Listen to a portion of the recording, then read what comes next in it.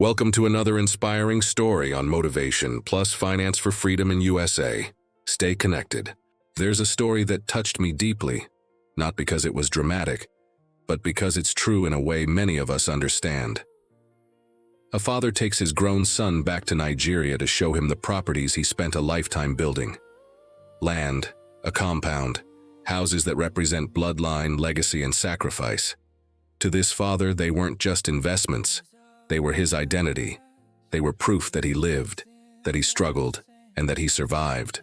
But the son stood there quietly and said, "Dad, I appreciate everything you've built, but I'm not interested in keeping these.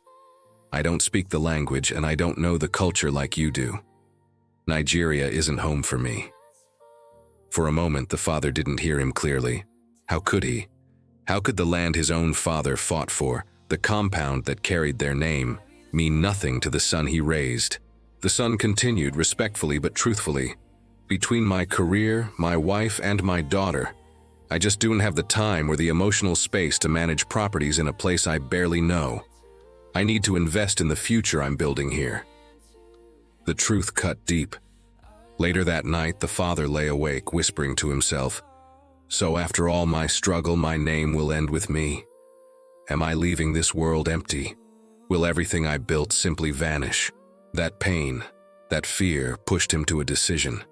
He would return to Nigeria and find a way, any way, to have another child who would carry on his name and inherit the land. He wasn't acting out of greed, but out of a deep fear of disappearing. Listening to this story brought memories flooding back. It reminded me of the day I told my own father I was moving to America. I can still see the mixed expression on his face, pride wrapped in fear. He told me about his cousin, a PhD holder teaching in London who never went back to Cameroon. And then he looked at me and said, "You're about to do the same thing." Back then I didn't understand what he meant. I told him, "No, Papa, I will come home." But today I understand him all too well. The reality is, most of us who leave will not return, and about 90% of our children will visit maybe once or twice, or not at all. Not because they don't love us, but because this is the life they know. So why do our children disconnect from home? There are real reasons for this. They don't know Africa the way we did. They don't share our memories of extended family and village life. They didn't grow up with the same cultural rhythm, spiritual grounding, or community events.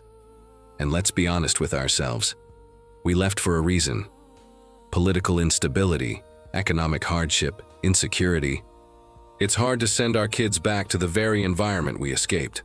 Once we start families here, our priorities shift.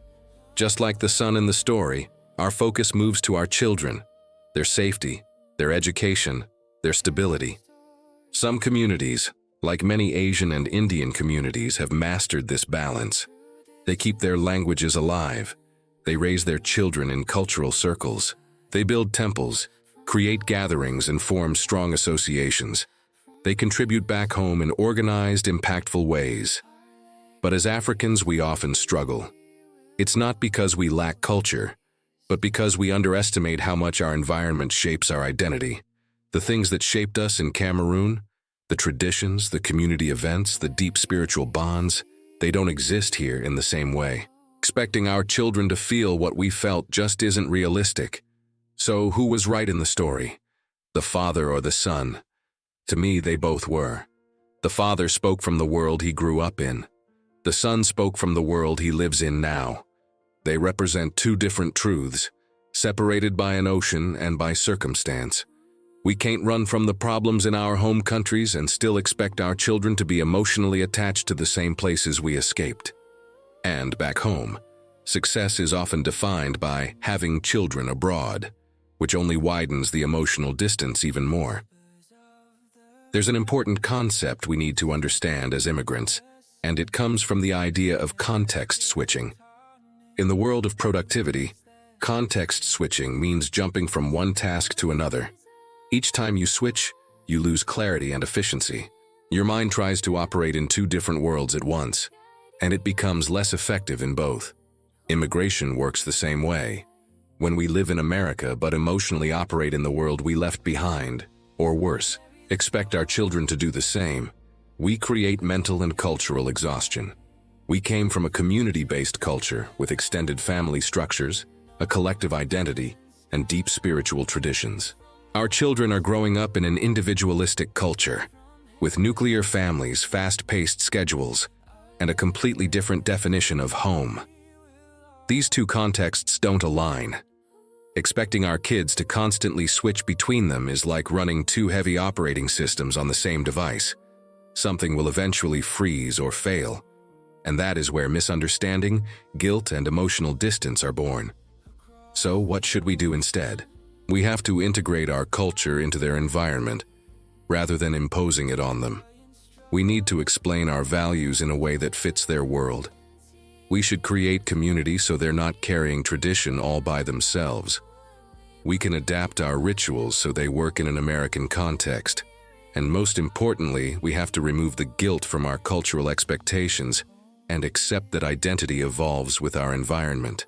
This is how we reduce that emotional overload and build a real connection, not by forcing a return to the old context, but by building a bridge between the old and the new. A balanced immigrant family doesn't force children to live in two incomplete worlds. It creates one strong world where heritage and modern life can coexist. Our ancestors who founded our villages were migrants themselves. Movement is part of our story. Adaptation is part of our survival. We didn't come to America on vacation. We came to build a life, and our children must be free to build theirs too. In the story, I believe that even if the father had another child back in Nigeria, that child might one day want to use that inheritance to come to America, or ask their American siblings for help if the situation on the ground remained unchanged. The cycle would just continue. Personally, like that old man, returning home one day remains a dream for me. To retire in peace, reconnect with my roots, and enjoy the life I left behind. But our children will choose their own path, and that is okay. What matters most is this: wherever we live, may we never lose our sense of identity, unity, and purpose. Because home is not just a place. Home is the story we carry with us. Thanks for watching. If this story resonated with you, please like, follow, share, and subscribe to Motivation+ Finance for Freedom in USA for more conversations like this.